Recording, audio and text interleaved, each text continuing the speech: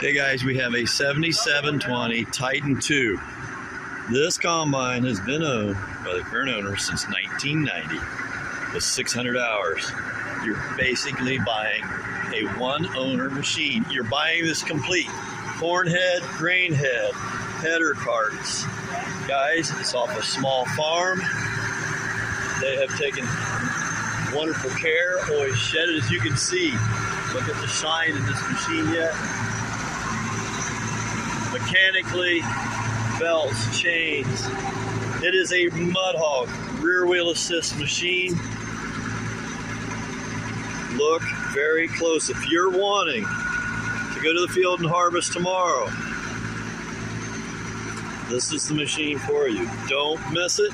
You're getting everything. Corn head, grain head, header carts, combine. Again, owned it since 1990, 600 hours.